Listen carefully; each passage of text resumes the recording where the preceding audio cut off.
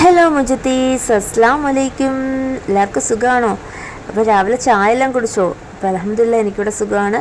രാവിലെ ദോശ ഇഡലി ഉണ്ടാക്കാമെന്ന് വിചാരിച്ചു. തലേന്ന് ബറാത്ത് നോമ്പായിരുന്നു. അപ്പം ഞങ്ങൾ സാമ്പാറും ചിക്കൻ കറിയെല്ലാം വെച്ചതുണ്ട്. അപ്പോൾ അത് ചൂടാക്കി നമുക്ക് ഇഡലിയും ദോശയാക്കാമെന്ന് വിചാരിച്ചു. കുറച്ച് മീനൊക്കെ കിട്ടിയിട്ടുണ്ട്. മത്തി, പിന്നെ ചൂട, നെത്തോലി, കഴിച്ചാള എന്നിങ്ങനെ കുഞ്ഞു മീനുകളാണ് കിട്ടിയത്. അത് ഐസായിരുന്നു. എൻ്റെ കയ്യിലൊക്കെ ഭയങ്കര തണുപ്പായിരുന്നു. ഞാൻ നിങ്ങളെടുത്ത് കാണിച്ചപ്പോൾ ഐസോടെ കൊണ്ടുവന്ന് വെച്ചത്. ഇത് ഒരാൾ വന്നിരിക്കുന്ന കണ്ടോ, എണീറ്റപ്പോൾ എന്നെ കണ്ടില്ല. അതിന് ഭയങ്കര വാശിയാണ്. അപ്പോൾ ഞാൻ എടുക്കാമെന്ന് പറഞ്ഞ് കരയുക. അപ്പോൾ ഇഡലിയൊക്കെ ആയി, അരിയൊക്കെ ഇട്ടു.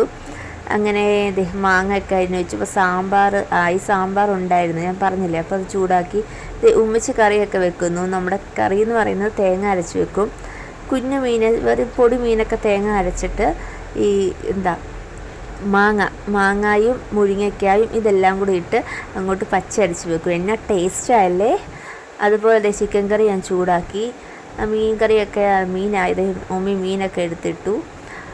ചൂട് ഉണ്ടായിരുന്നു നെത്തോലി, അത് ഞാൻ കുറച്ച് അരപ്പ് പുരട്ടി വെച്ചു. വറുത്തത് അങ്ങനെ കൂടുതലാരും കൂട്ടാറില്ല, ഞാനും മക്കളേ ഉള്ളൂ. മക്കളെന്ന് വെച്ചാൽ 2 പേര് കൂട്ടാറുള്ളൂ. ഒരാൾ മൂത്താളും മീൻ വറുത്ത കൂട്ടാറില്ല. അപ്പം സ്കൂളിൽ പോകാൻ വേണ്ടി ഒരുക്കുകയാണ് എല്ലാവരെയും. അപ്പോഴത്തേന് അവിയലായി. ഉമ്മി അവിയൽ വെച്ച് അവിയലായി. മീൻ വറക്കായിട്ടു. അതിൻ്റെ ഇടയ്ക്ക് ഒരാൾ ഇപ്പി വേണമെന്ന് പറഞ്ഞ് വന്നു. ഇനി ഉണ്ടാക്കി കൊടുത്തില്ല. ചോറുണ്ടാന്ന് പറഞ്ഞ് ചോറ് വിളമ്പുകയാണ്.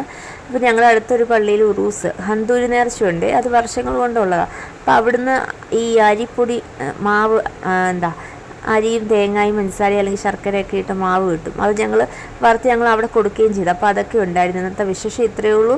ഇഷ്ടപ്പെട്ടാൽ ലൈക്ക് ചെയ്യുക, ഷെയർ ചെയ്യുക. ബൈ.